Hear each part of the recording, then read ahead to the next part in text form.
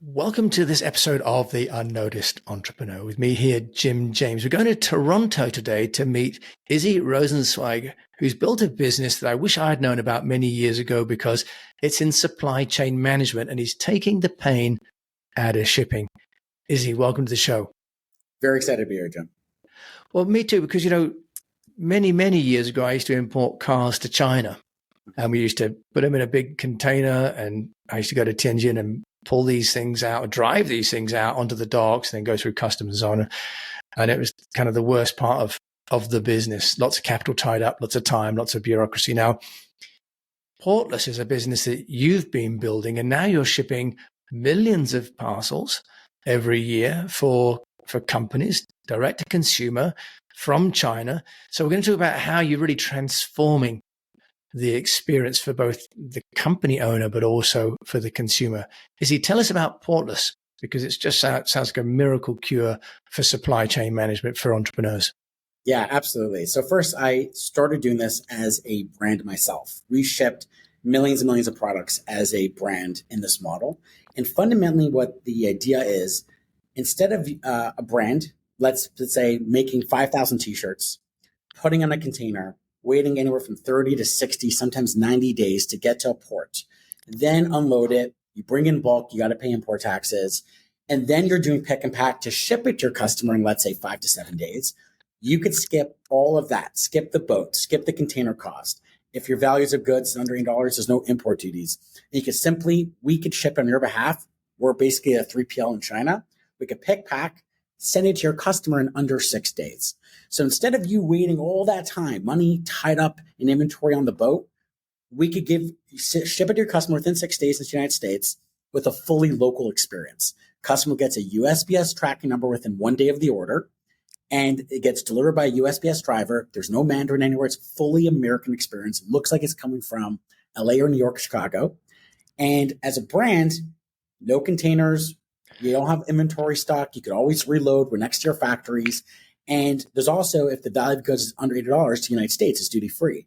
So just a ton of benefits that we figured for ourselves. And now we help, dozens and dozens of DTC brands leverage this model. Yeah, Izzy, that sounds absolutely amazing. The obvious question has to be, why has no one done this before?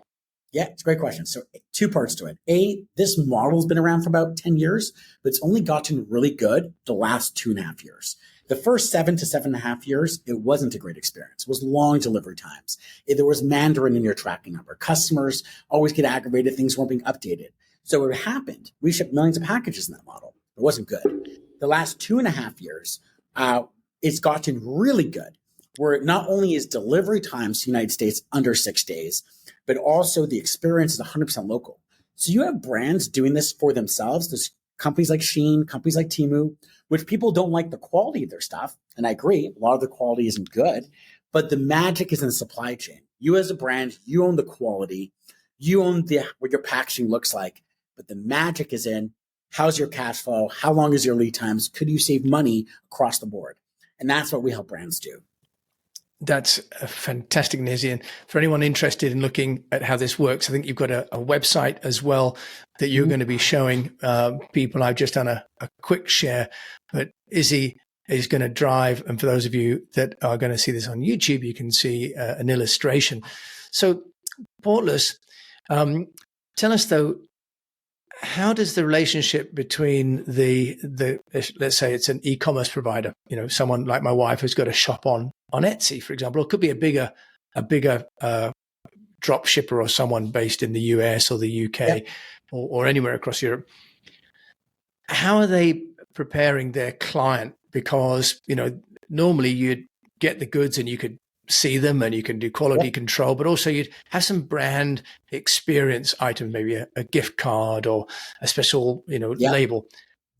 How are you taking care of, if you like, that whole feel good around the brand part that people 100%. Normally need?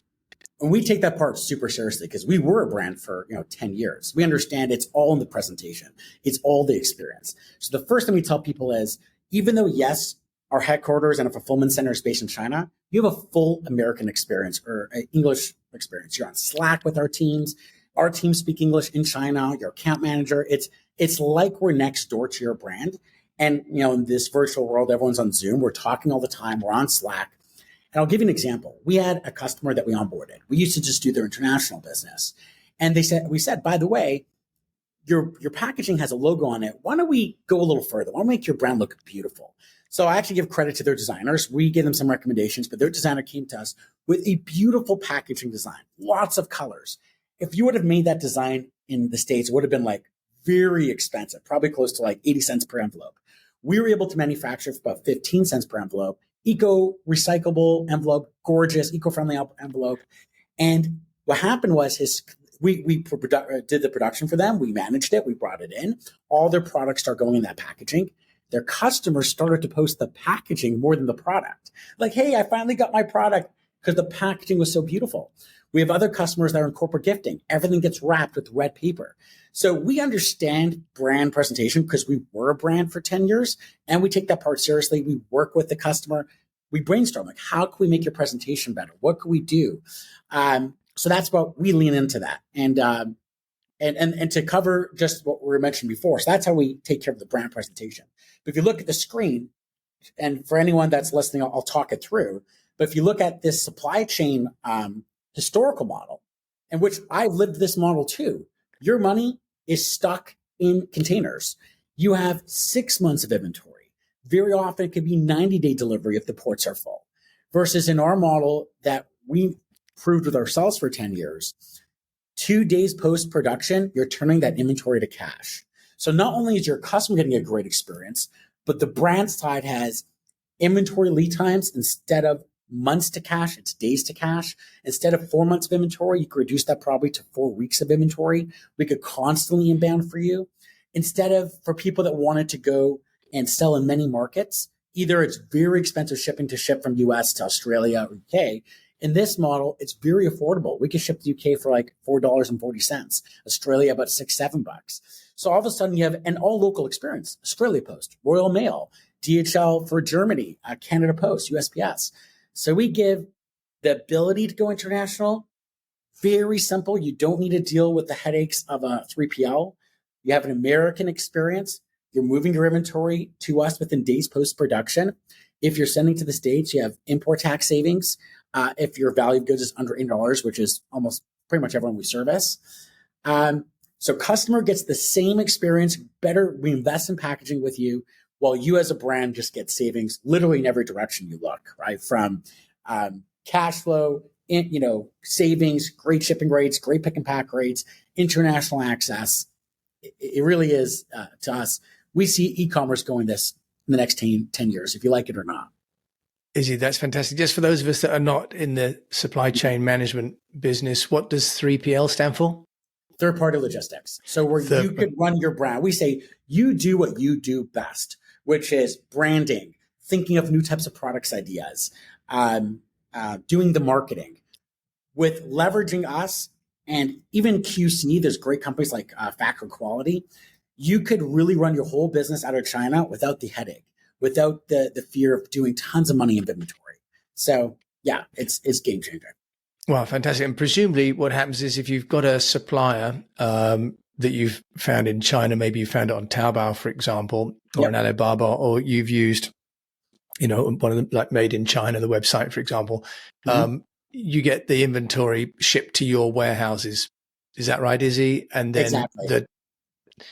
And does that connect to people's ordering systems? So if someone's got an Etsy store, for example, they've got product that's been sold, you've got some kind of EDI, electronic data interchange, have you to help? Exactly. So with like stuff like Etsy, Amazon, eBay, Walmart, direct integration. If you're on Shopify, we have a Shopify app, literally a 15-minute Zoom call, you're fully set up. And really what it is, it just sets us up as a location. You don't have to send all your inventory to us. You don't have to send all your orders to us, but we are a location, easy to access. We have a call with someone on Zoom 2 days later because their factory's finished production. We had their product in, we inbound it, we scanned it. He's putting it to market, I think later today. So it's just such an agile way of looking at supply chain, something that people are just like, how does this make sense, right? Like, how does this work? And that's it. To us, this is the future. It's a smaller world than we think. We can service customers everywhere at great delivery times. Great. And so the genius in if if I can simplify it for those of us that are not in supply chain management, is rather than doing bulk reduction, if you like, close to the customer, you're doing the sort of individualization of distribution and packaging in China and shipping it. So rather than shipping a bulk and then doing bulk breaking, is that right? Exactly. If you look at the screen, I'll talk it through. Yeah. In the traditional model, you're putting on a container, bringing it to the port, on a boat, to another port, to a train, to a truck, to a 3PL, to then inbound. In our scenario, it's factory to us getting inbounded, on a plane, injected to LAX, ROD, London, Australia, right to the customer. It's just a whole different supply chain. Yeah. And when you look at the diagram, and those of you that are able to go to YouTube, you can see it. But those of you that can't, really, you've got with Portless, you've really got the origination, in China, and you've got one aeroplane, and then you've got the landing, and then the last mile. Whereas, as I found with shipping cars into China, there was a huge amount of inventory, a huge amount of cash underwater, and so on and so forth. So fantastic. And presumably, Izzy, your team in China are taking the stress out of dealing with the local Chinese supplier, because that can be one of the challenges, is chasing up your goods and finding out with your logistics provider in China whether they've got the materials and whether it's boxed and shipping. Exactly. So we have a full local team. Some customers need help with their factory relationship. Some customers are looking for new factories. We've been doing this for 10 years. We just have a ton of experience. We help people. Logistics is our core business, but if you need help outside of that, our team helps as well. Izzy Rosenzweig, that's brilliant. I'm loving Portless already, and I can already see some businesses that I can imagine benefiting from it. As a business, you've mentioned, that you've migrated from being a consumer business where you're importing your own products and selling into being B2B. Can you just tell us, how you've been getting Portless noticed and what you've learned on the journey, if I can use that as a pun? It's definitely a journey. Yeah. So when I ran the consumer side of the business, I never put my face to the brand. It was always paid marketing. We had creators creating content for us, and then we would market those people to our customers. But now that my customer is different, right? My customer is no longer, let's call it retail consumers. It's actually business owners. So we had to change our strategy. Again, everyone's human, but where do they hang out? So I'm joining podcasts like yours, which I'm so excited to be on. I join communities, which I contribute. How could I help? It doesn't even have to be about us in general. How could I help with marketing ideas? How can we help with packaging ideas, with cash flow ideas? So being providing content to the community, helping the community in general, and then putting content on LinkedIn and Twitter. So I'm always posting multiple times a week, interesting stuff about supply chain, either the history of supply chain, how people could look at supply chain differently. So between content, joining podcasts, being a contributor to the community, that's been very helpful for us to get noticed. Oh, how interesting. And in terms of the challenges that you found with Portless and maybe some of the broader challenges, for example, with perception of China, do you have to take a position as an entrepreneur to reassure your customers? Or are you finding that building the Portless brand, on its own outside of the political sort of arena is possible? We see it as 100% possible. Also, we say is we're not like, end of the day, something could happen in China. We actually have operations in Vietnam as well, right? So we have a lot of companies that are shifting their manufacturing from China to Vietnam, and that makes sense. But from our perspective, we see exporters to China as the most important part of the Chinese economy. They're having a harder time in the real estate world right now. Export is really what's fueling that economy. And end of the day, the most sophisticated factories, the most sophisticated supply chain is out of China. So we're there. That's our main hub. That's where we're servicing our customers. But we actually have already Vietnam up and running. We're not taking in a ton of customers right now. Probably about 3 to 4 months, we'll start allowing customers that if you have some of your supply chain there, we can help you there as well. We're factory to consumer. We're not specifically only China to consumer. Interesting, Izzy. And, your background is also as from a family of entrepreneurs, isn't it? So yeah, I'd love just to hear from you how the family has changed with the times, because you've seen a sea change in the way that shipping. I keep using all these bad puns now. Sea change in the way shipping is done. That's done air. Just tell us then a little bit on the family history side, and that's relevant just because of the way that your family has had to adapt to changes in trends in manufacturing and 100%. consumers. And to us, it's easy to forget how things were done, but there are times in business and economics and technology advancements that really do change industries. And I, as my family, lived through it. So just like you said, context. My grandfather survived the Holocaust, came to Canada. He was on his own. He started working in a factory, eventually learned the business, started his own factory. Now, back in the early 1950s, there were hundreds of factories in Canada, even way more in the States. Factory was done local and everyone did well. Then what happened was the 1980s, containers became industrialized. So it's no longer just boats with boxes. It's everything in the container. That changed the way people looked at manufacturing. And all of a sudden, so essentially there were three things happened to factories or manufacturers. They either refused to pivot and they went out of business and they had to do other things. They went niche because mass market was served by a better model, or they actually saw the curve. They jumped to be one of the first people and they partnered with factories, manufacturers, built their own factories and did extremely well. So I went through that through the 1980s. Like I saw my grandfather started, my father took over, and they went very niche and they stayed and they were around for 60 plus years, but many people didn't. For me, I see this supply chain as 1980s all over again. Now, if you're in physical retail, you've got to do boats. Boats is very effective, lots of cash, it sucks. But if you want to put it on a shelf to service the millions and millions of customers, that's what you got to do. But if you're in e-commerce, you're in digital retail, it makes no sense. Why bring it in to then ship again? We could deliver it to your customer in the exact same timeline that you're doing it today, but you have all the benefits. You have way better cash flow. You're saving money, potentially in import duties. You could serve international markets with just a click of a button on Shopify Markets. You don't need to pay container costs. Our shipping rates start at $4.49 for a quarter pound, $5.86 for half a pound. UK, Europe, cheaper. Deliver within 6 days. So to me, it's so crystal clear. Again, I happen to be doing this for 10 years. Last 3 years has given me the trajectory of this business. This is going to change e-commerce.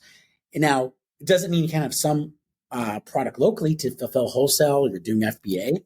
But if you're doing the DTC part of your business, this is 1980s. It might take 5 to 10 years, but I hope and I encourage people, it doesn't need to be us, but you should look at this model and leverage this model to run better cash flow and healthier businesses. Right. And for those that aren't familiar, D2C, direct to consumer, right, Izzy? Exactly. It sounds like you've really nailed it, but we've all got a little something that we've tried that hasn't worked. From a marketing perspective, Izzy, as you know, I'm focusing on that on this show. Yeah. Can you give us an example maybe of something that you've learned that you suggest, that you wouldn't do again from a brand building perspective for Portless? Yeah, we had a really interesting learning, I would say specifically tying to our consumer brand.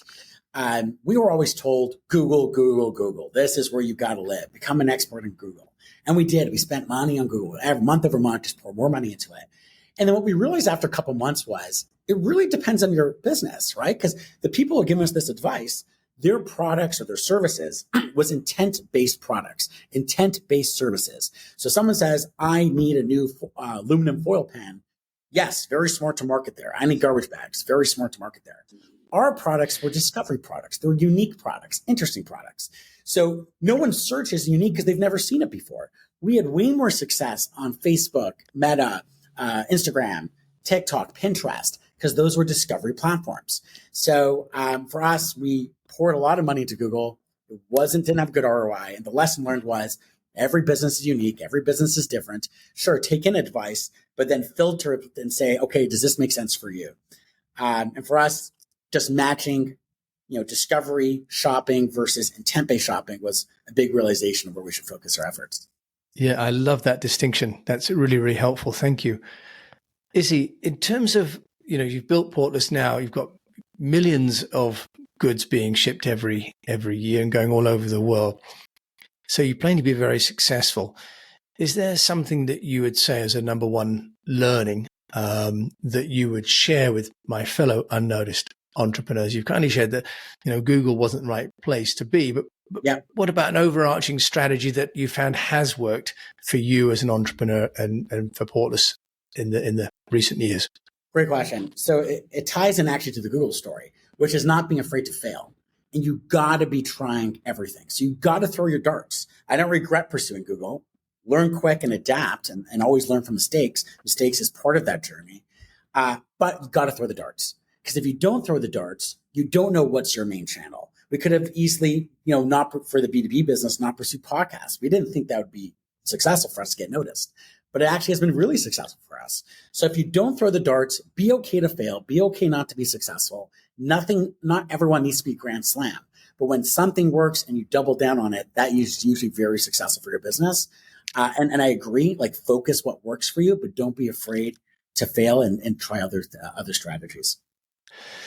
Izzy Rosenzweig over in Toronto running Portless. If you want to find out more about you and even look at your shipping, for example, plus you as an entrepreneur who you've plainly got so much insight, how can they find you? Yeah. So first of all, our website, portless.com.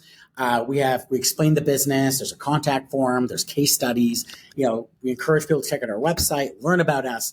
Me personally, you can reach out on LinkedIn or Twitter. I'm very active in both those communities. I love posting content. I love engaging other people's content. I answer every DM. So feel free to follow me there. If you want to talk to us, message me, look at our website. We're very reachable.